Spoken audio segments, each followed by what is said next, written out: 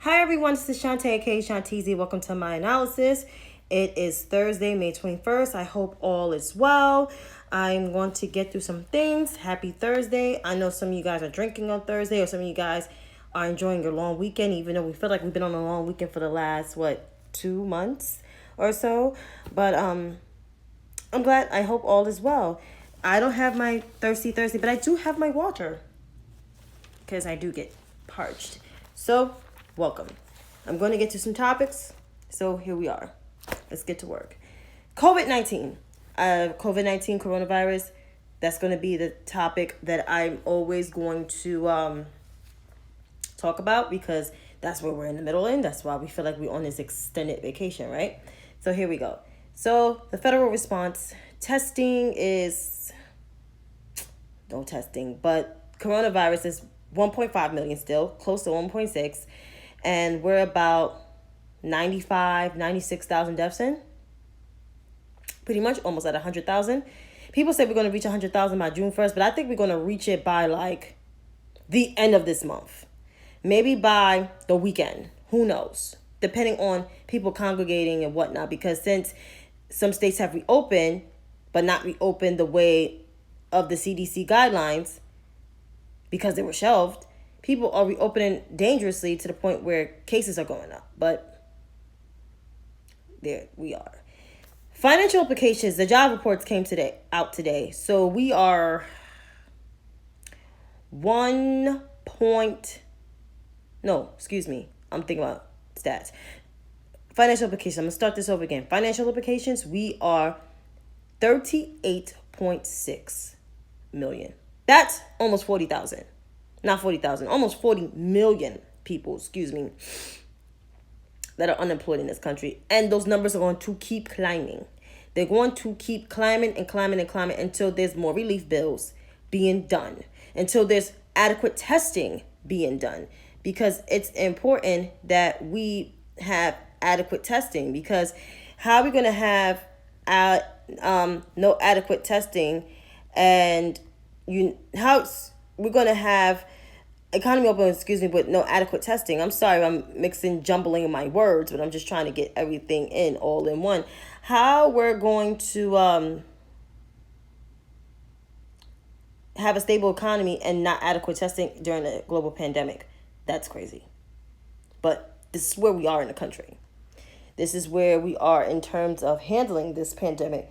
Because there's other countries that's handled it better than we did. New Zealand is small, way smaller than the United States, and they have no new reported cases.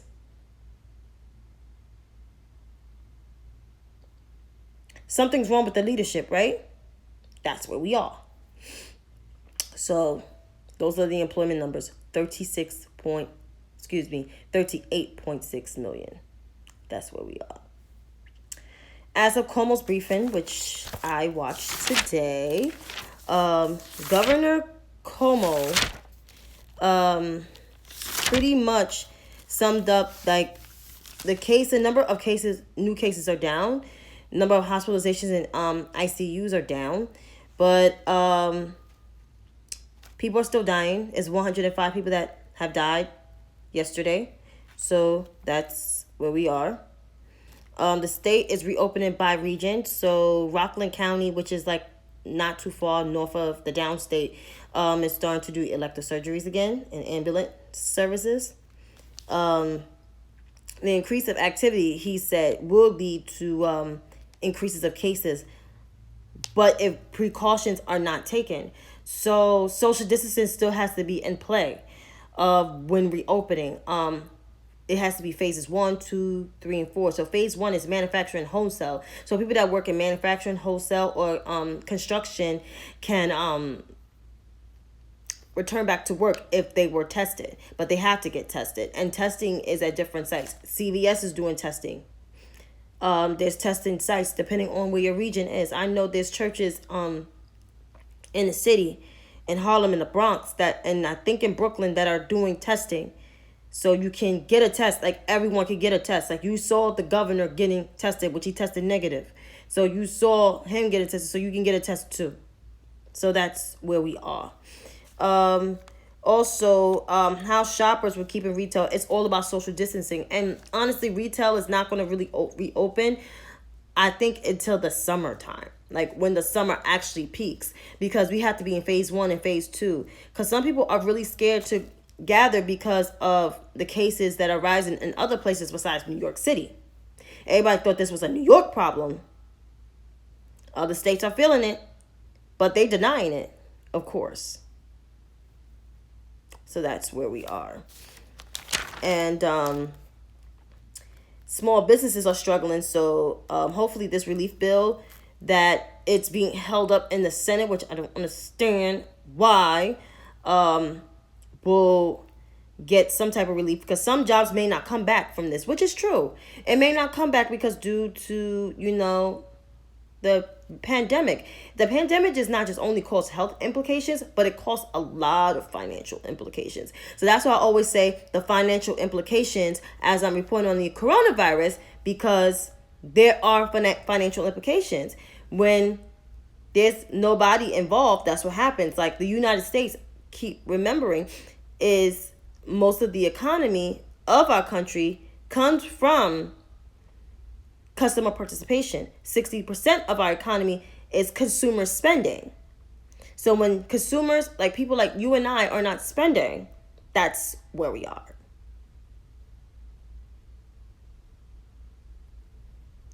So that's where we are in terms of the coronavirus.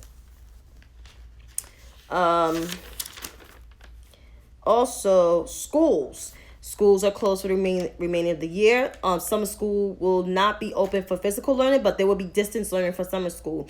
In terms of summer camp, he was getting into the specifics of it, but it's too early to determine. So they're going to see if certain kids will be able to go to summer camp, summer day camp, not sleepaway camp, because sleepaway camp is, but summer day camp. Honestly, to tell you the truth, I think camp needs to be virtual, just like summer school.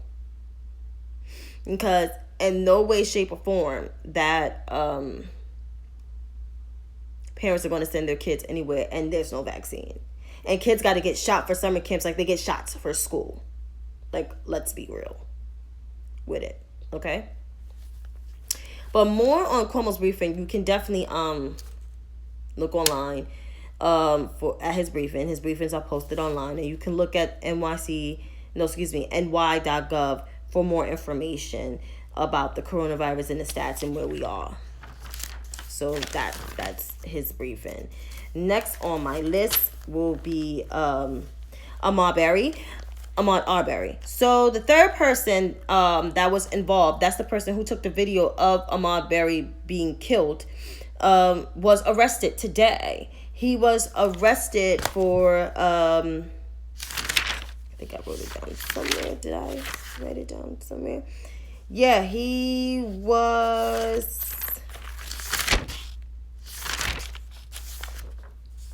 the guy was arrested and he's held in booking. He's going to be in booking. I wrote it down somewhere. No, there we go. Here you go, right here.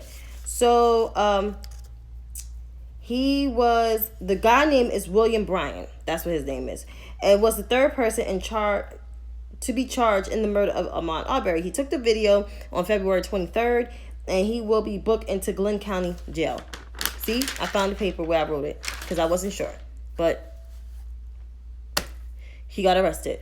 So because of public opinion and public court of opinion, and outcry, that's where we are. I mean, it shouldn't take for the court of public opinion to jail these people. I mean, why wait 3 months to jail these people? And why wait 3 months to even get the story told? It's like our lives is like don't matter. Just because it's a coronavirus, black lives still matter. I don't know why I'm so twisted on Thursday. Maybe because it's Thursday. But black lives do matter. Let's be clear. They matter. And we need to have justice. This family needs justice. Breonna Taylor's family needs justice. All people that were murdered for no reason by cops or by just random white people need to be held accountable. They do. Seriously. So moving on to politics. So the Senate confirmed John Ratcliffe for DNI, which is Director of National Intelligence. And there was a vote between 49 to 44 folks. So the majority is Republican, which of course, and 44 Democrats. I don't know who the other 3 Democrats, who voted for who. I have no idea. But it was definitely a divide on confirming him. Honestly, the way he answered Kamala Harris's questions and other Democratic senators that serve on the Judiciary Committee questions and on the Intelligence Committee, because that's what she also serves on. I think he was interviewed by them. Honestly, to tell you the truth, he don't know, and he's a liar. He's the most Trump lackey of the lackey of the lackey. Like, John Ratcliffe? Seriously? But who am I?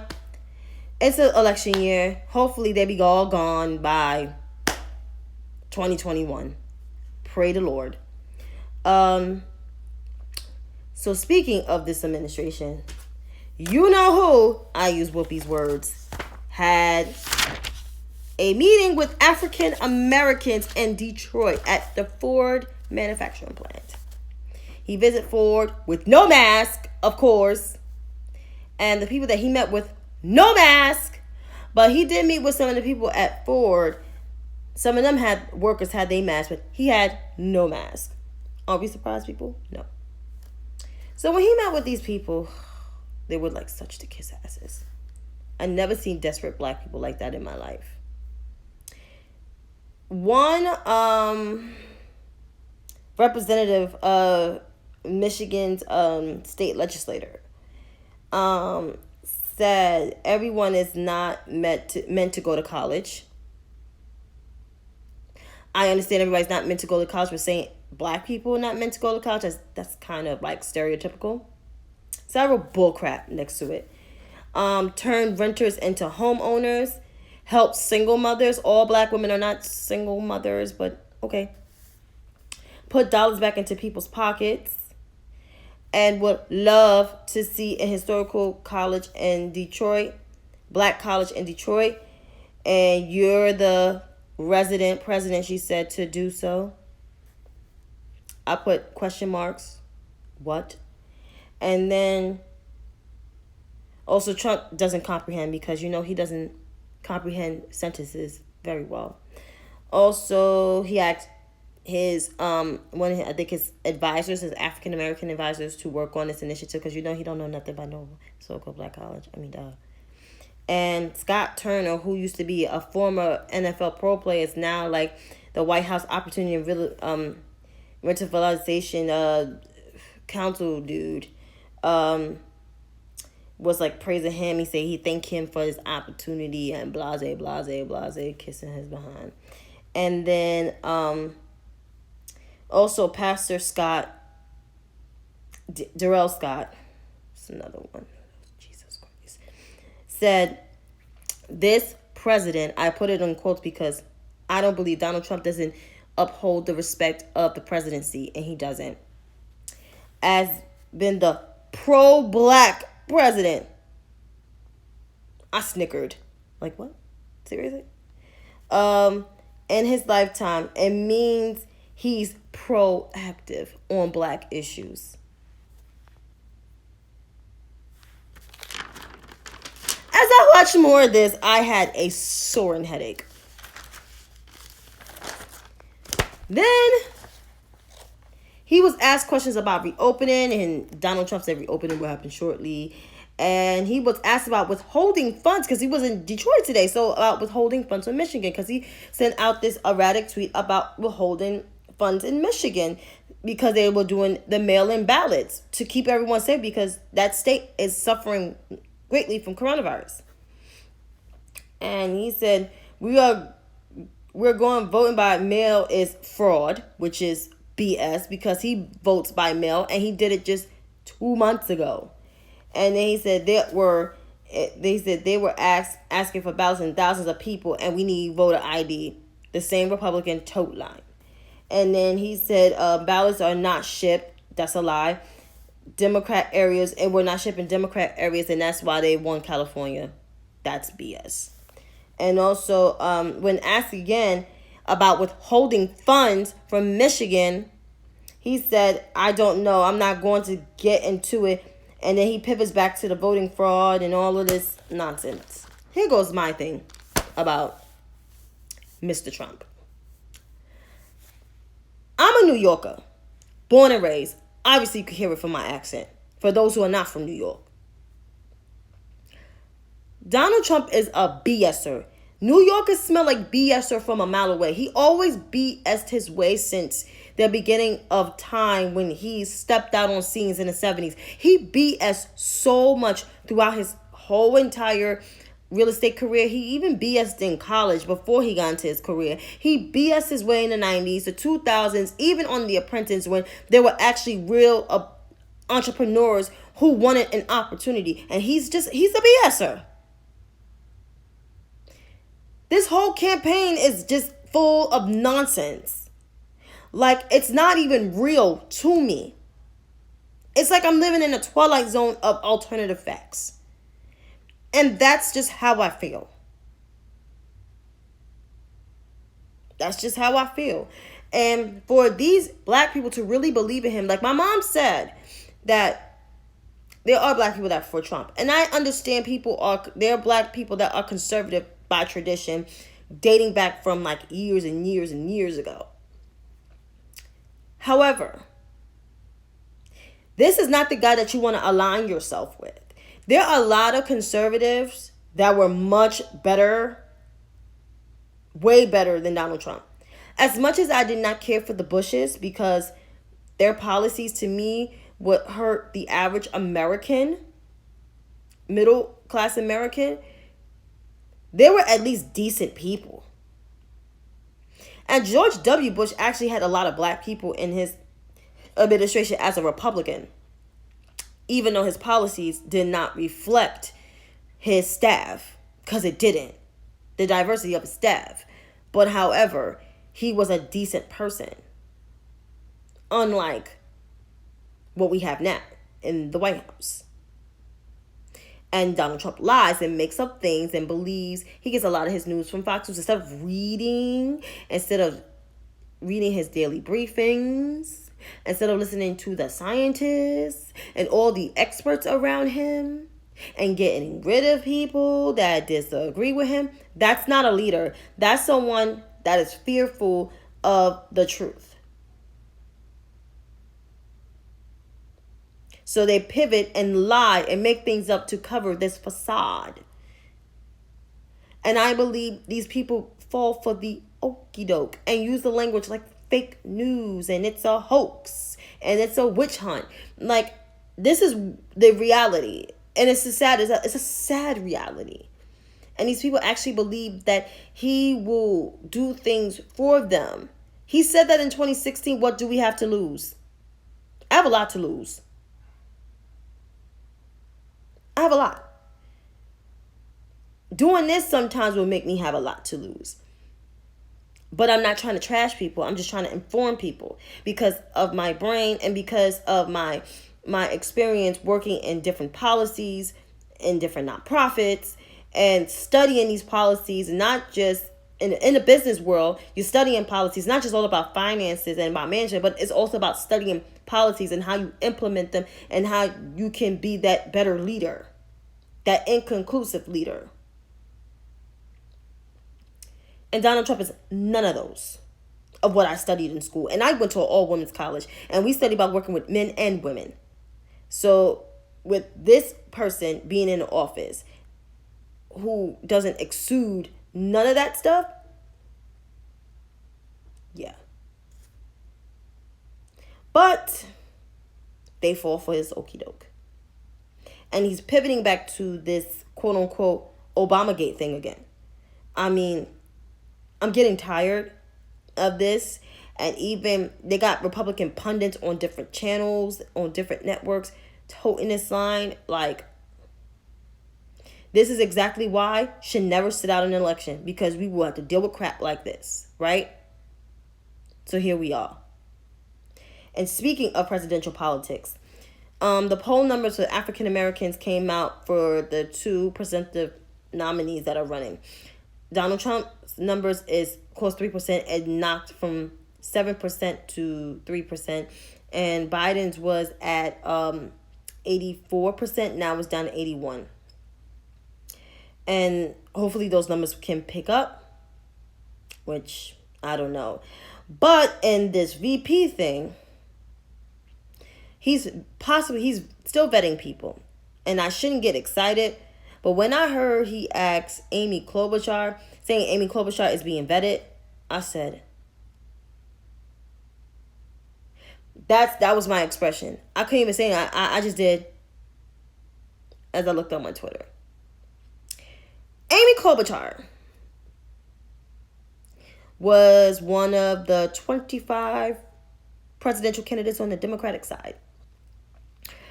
Amy Klobuchar was polling at 1% for a good while. From the moment she entered, was it last February, all the way to December or January of this year. And the only reason why she started beginning to poll a little higher is because candidates like Kamala, candidates like Kamala, who polled high, dropped out. Other candidates around her polled like around Amy Klobuchar's average and a little lower, but Kamala was one of the people that actually started polling higher. And because of the whole thing with her and Tulsi Gabbard and all of this stuff, kind of reflect on her numbers and blah, blah, blah with Kamala. But other than that, Kamala was getting more traction. Even with the whole thing with Tulsi Gabbard, Kamala was still getting traction. Amy Klobuchar wasn't even getting media coverage because she was not a candidate that everybody was excited over. So when Kamala dropped out, I guess people started talking about her quarter. But then again, it's like she still wasn't getting as much traction as Elizabeth Warren, as Bernie Sanders, as Joe Biden, as Pete Buttigieg, or even as Cory Booker, or even as Tom Steyer or Mike Bloomberg. They were getting more press coverage than Amy Klobuchar. So when she's being vetted for vice president, he told her, I was just like, she's boring. Besides the fact that she's not a friend to the black community and polling at 0% with black people, that's already clear.